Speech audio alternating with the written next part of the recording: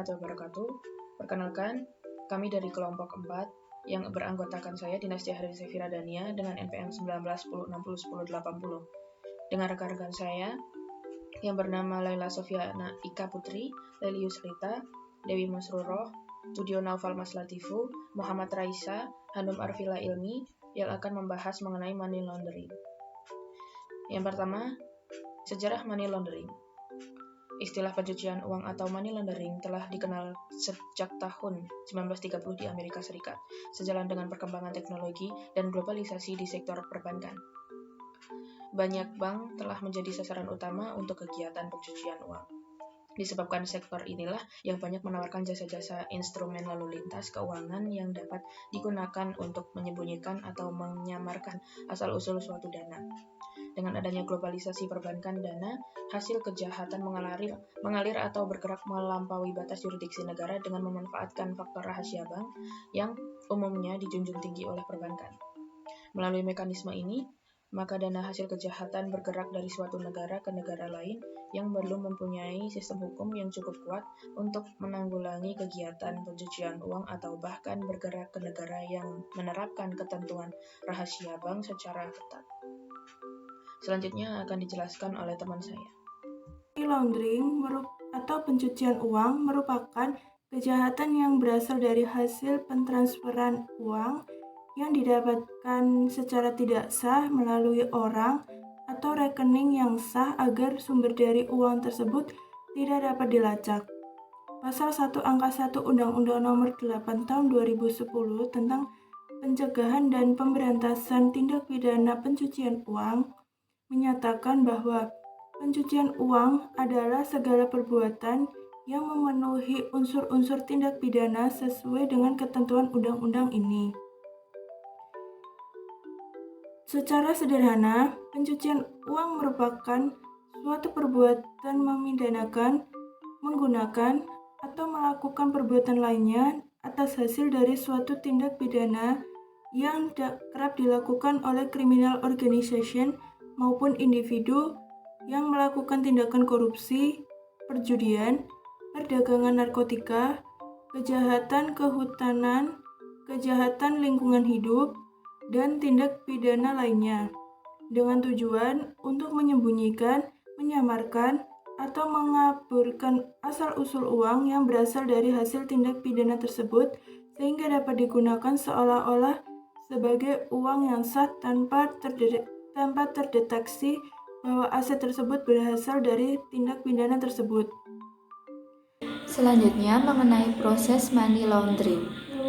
Proses money laundering itu dibagi menjadi 3. Yang pertama, placement. Placement sendiri merupakan upaya menempatkan atau memasukkan dana atau instrumen keuangan lainnya yang dihasilkan dari suatu aktivitas kejahatan pada sistem keuangan yaitu bank atau lembaga keuangan lainnya. Dalam proses ini terdapat pergerakan fisik dari uang tunai atau surat berharga. Tahapan ini merupakan tahapan yang paling rawan dari proses pencucian uang karena proses inilah yang paling mudah dideteksi. Tahapan yang kedua yaitu layering. Layering yaitu kegiatan memindah-mindahkan hasil kejahatan dari suatu tempat ke tempat lainnya dengan maksud agar sumber dan pemiliknya dapat dikaburkan. Proses layering ini dideteksi dengan adanya laporan transaksi keuangan yang mencurigakan seperti yang diatur dalam Pasal 13 Undang-Undang Pencegahan dan Pemberantasan Tindak Pidana Pencucian Uang Nomor 10 Tahun 2008. Tahapan yang ketiga atau yang terakhir adalah integration. Integration yaitu proses di mana uang hasil kejahatan yang telah dicuci kemudian diinvestasikan kembali pada suatu bisnis. Bisnis tersebut legal, sehingga tampak tidak berhubungan sama sekali dengan aktivitas kejahatan sebelumnya yang menjadi sumber dari uang yang dilaundry. Proses integration ini dideteksi dengan CTR atau laporan transaksi yang mencurigakan. Selanjutnya itu faktor pendukung money laundering. Kemajuan dari perkembangan teknologi telah memberikan dampak positif bagi pembangunan dan dampak negatif yang merugikan di mana banyak terjadi tindakan pidana dan kejahatan yang dipengaruhi oleh perkembangan teknologi. Salah satu sasaran pokok pencucian uang ini adalah melalui industri keuangan, khususnya perbankan. Adapun faktor-faktor pendorong maraknya pencucian uang di berbagai negara diantaranya yaitu faktor globalisasi, perkembangan teknologi, ketentuan kerahasiaan bank, berlakunya ketentuan hukum berkenaan dengan kerahasiaan hubungan antara lawyers dengan klien dan antara akuntan dengan kliennya. Kemudian yang terakhir, tidak adanya diskriminalisasi perbuatan pencucian uang di suatu negara tersebut. Selanjutnya yaitu modus money laundering dan transaksi mencurigakan. Dalam modus money laundering, seringkali terjadi hal-hal seperti berikut. Yang pertama, smurfing, yaitu upaya untuk menghindari pelaporan dengan memecah-mecah transaksi yang dilakukan oleh banyak pelaku. Yang kedua, structuring, yaitu upaya untuk menghindari pelaporan dengan memecah-mecah transaksi sehingga jumlah transaksi menjadi lebih kecil. Yang ketiga yaitu turn, di mana upaya untuk mengaburkan asal-usul hasil kejahatan dengan memutarbalikkan transaksi untuk kemudian dikembalikan ke rekening asalnya.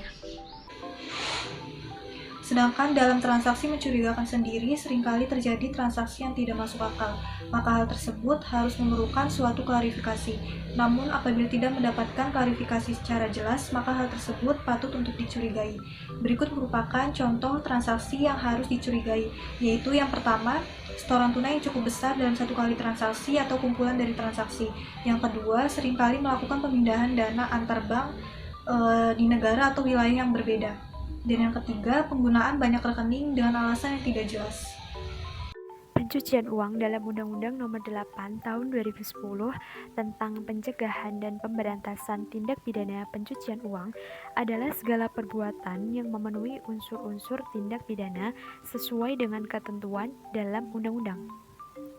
Dasar Hukum Undang-Undang Nomor 8 Tahun 2010 tentang Pencegahan dan Pemberantasan Tindak Pidana Pencucian Uang adalah Pasal 5 Ayat 1 dan Pasal 20 Undang-Undang Dasar Negara Republik Indonesia tahun 1945. Pertimbangan Undang-Undang Nomor 8 Tahun 2010 diantaranya sebagai berikut. Yang pertama, bahwa tindak pidana pencucian uang tidak hanya mengancam stabilitas perekonomian dan integritas sistem keuangan, tetapi juga dapat membahayakan sendi-sendi kehidupan bermasyarakat, berbangsa, dan bernegara berdasarkan Pancasila dan Undang-Undang Dasar Negara Republik Indonesia tahun 1945. Yang kedua, bahwa pencegahan dan pemberantasan tindak pidana pencucian uang memerlukan landasan hukum yang kuat untuk menjamin kepastian hukum, efektivitas penegakan hukum, serta penelusuran dan pengembalian harta kekayaan hasil tindak pidana.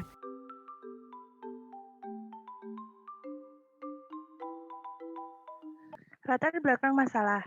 Dugaan tindak pidana korupsi dan pencucian uang atau TPPU money laundering di PT Aneka Tambang atau Antam yang melibatkan pejabat Antam ini terjadi pada proyek jasa penambangan dan pengangkutan nikel oleh PT Yudhistira Bumi Bakti atau PT YBB. Selama 13 tahun beroperasi sejak 2001 diduga terjadi tindak pidana korupsi yang merugikan negara hingga 3 triliun.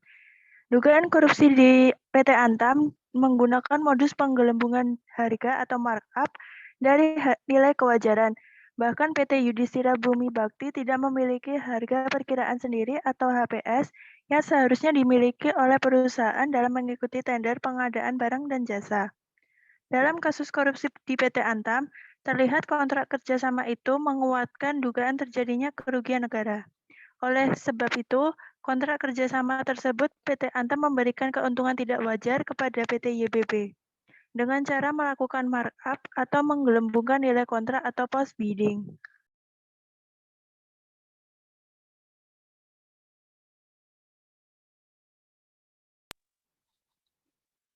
Selanjutnya akan dijelaskan lebih detail mengenai analisis hukum korupsi melalui modus markup yang dilakukan oleh PT Aneka Tambang. Modus markup ini dilakukan yaitu dengan melakukan kolusi di antara pihak-pihak yang terlibat dalam pengadaan barang atau jasa. Dalam kasusnya, biasanya inisiatif penggelembungan harga ini tidak hanya berasal dari oknum calon penyedia barang atau jasa, melainkan dengan melakukan kolusi di antara oknum pengusaha dan oknum penguasa proyek.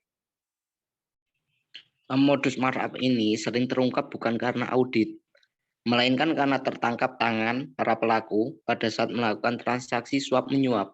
Untuk menguak kolusi ini diperlukan strategi penyelidikan, misalnya lewat audit yang sistematik. Tanpa prosedur yang sistematik, sangat sulit mengungkap adanya kolusi. Hal ini dapat terjadi karena semua pihak terkait memperoleh keuntungan sehingga semua pihak akan menutupi kejadian yang sebenarnya. Dalam kasus ini, seluruh calon penyedia barang atau jasa bersepakat mengatur harga. Calon pemenang menawarkan harga terendah. Calon penyedia yang diposisikan sebagai pihak yang kalah menawarkan harga lebih tinggi tetapi masih berada di bawah HPS. Perbuatan memperkaya diri sendiri, orang lain, atau korporasi sebagaimana yang telah diatur dalam Pasal 2 Undang-Undang 31 Tahun 1999 tentang Pemberantasan Tindak Pidana Korupsi junto Undang-Undang Nomor 20 Tahun 2001. Dengan terbuktinya unsur melawan hukum dalam kasus ini dari proses penyusunan HPS dan adanya indikasi kerugian negara, pada dasarnya unsur-unsur tindak pidana korupsi sebagaimana diatur dalam Pasal 2 Undang-Undang Nomor 31 Tahun 1999 telah terpenuhi. Pengadaan barang atau jasa pada kasus jasa penambangan dan pengiriman nikel PT Antam juga dilakukan sistem penunjukan langsung yang diduga syarat dengan persekongkolan jahat. Penunjukan langsung yang terjadi di luar yang telah ditetapkan dalam Perpres tersebut adalah ilegal. Dalam kasus yang terjadi di PT Antam, kuat dengan penunjukan langsung ini diikuti dengan pengelembungan harga, karena tentu harus ada fee yang diberikan penyedia barang atau jasa sebagai ucapan terima kasih kepada pejabat yang menunjuk.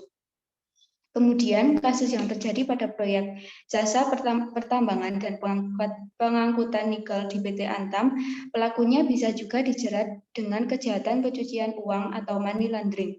Di Indonesia, money laundering ini disebut sebagai pencucian uang dan diatur dalam Undang-Undang Nomor 8 Tahun 2010 tentang pencegahan dan pemberantasan tindak pidana pencucian uang.